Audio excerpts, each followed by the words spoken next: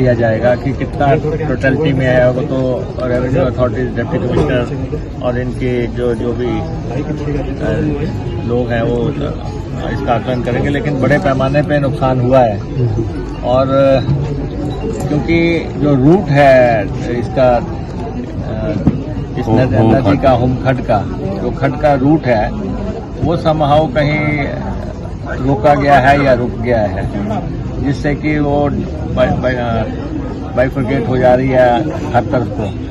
तो एक तो वो देखेंगे, और अब हमारे ऑफिसर यहाँ पे हैं, SC IPH and XN IPH और डिप्टी कमिश्नर साहब मीटिंग लेंगे, क्योंकि अब इस कॉन्स्टिट्यूंसी में सारी डिवीजन्स हैं, पानी बिजली सड़क की सारी डिवीजन्स हैं। वो ऑफिसर्स के साथ बैठ के कि एक तो अभी बड़े लंबे अरसे के बाद यहाँ पानी आया, 2007 के आसपास एक बार आया था, तो अब आया है। और डैमेज तो हुआ है, जैसे हम अभी प्रीतिका में गए थे, अब वो उनकी सारी फैक्ट्री जो है डैमेज हुई है। अब वहाँ पे 700 लोग काम करते हैं, और करोड़ सवा करोड़ रुपए के आसपास उनका सैलरी का बिल है, या 1.5 करोड़ रुपया उनका बिजली का बिल है। तो आप अंदाजा लगा सकते हैं कि मशीनरी कितने 100 करोड़ के आसपास की वो फैक्ट्री है। फिर आगे ये सरिये की फैक्ट्री है, और इंडियन ऑयल वाले यहाँ पे काम कर रहे हैं। अब लोगों के अपने अपने ग्रीवेंसेस है, अपने अपने तरीके से लोग बता रहे हैं। एक तो जो अब जैसे ये पेट्रोल पंप डैमेज हुआ है, और क्योंकि उस तरफ से जहाँ से खड का रूट आना है वो चौकड है, तो वो दूसरी तरफ भी आ गया। अब कुछ लोगों का कहना है कि ये जो खड का रूट है उस पे फैक्ट्रियां पड़ गई हैं और रूट ऑब्स्ट्रक्ट हो गया है। कुछ लोगों का ये कहना है कि माइनिंग बीच में हो रही है, बड़े पैमाने पे माइनिंग को वो लोग कुछ लोग कारण बता रहे हैं। कुछ लोग कह रहे हैं कि इंडियन ऑयल वाले जो है वहाँ पे काम कर रहे हैं, और वो अभी हम देखेंगे क्या काम कर रहे हैं, कि किस ढंग से वो इसमें हर्डल है। तो एक से कुछ जानकारी ये भी कुछ लोगों ने क्लेम किया कि कुछ लोग बह गए हैं, कुछ बच्चों की मौत नहीं, वो तो देखिए कल ऊना के लिए वैसे ही दुर्भाग्यपूर्ण दिन था। कल हमारे जिला से 14 लोगों की डेथ हुई, और उनमें से 11 लोग हमारे जेजो में जो है जो हादसा हुआ, और वो लोग देला और बटोली के रहने वाले थे।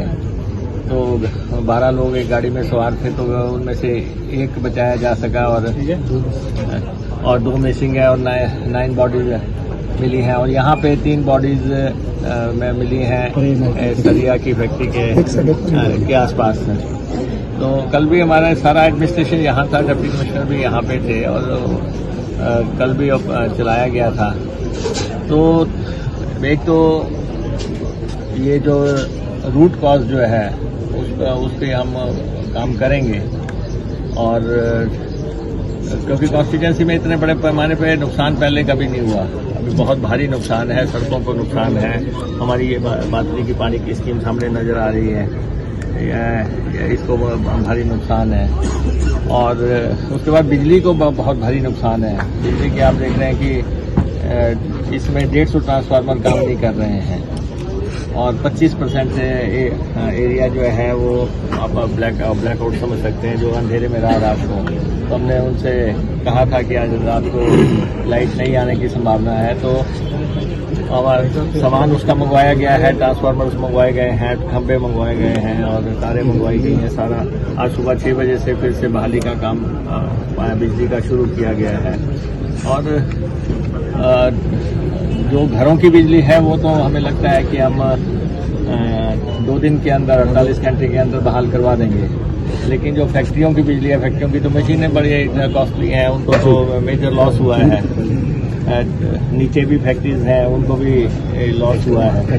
तो फैक्ट्रीज को तो हमने सोर्स पे बिजली देनी है, तो हमारे ऑफिसर्स मीटिंग कर लेंगे इंडस्ट्रियल एसोसिएशन के साथ या इंडस्ट्री के ऑनर्स के साथ, क्योंकि उनके तो क्लेम्स भी होंगे इंश्योरेंस के साथ। तो वो अपने हिसाब से वो करेंगे, लेकिन हम सोच तक बिजली पहुंचाने की कोशिश करेंगे और सड़कें हम बहाल करने की कोशिश करेंगे। और जिन लोगों के मकान धराशायी हो गए हैं या कोई दूसरा नुकसान हुआ है उसके बारे में हम डिसीजन करेंगे। हमारे रेवेन्यू अथॉरिटीज़ क्या लेके आती हैं कि किसको कितना नुकसान हुआ है।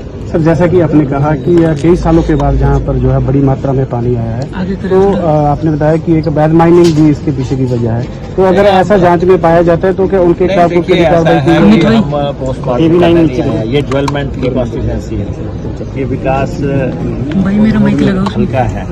यहाँ पे हमने इसको ऐसे मुकाम पे पहुँचाया है विकास की दृष्टि से।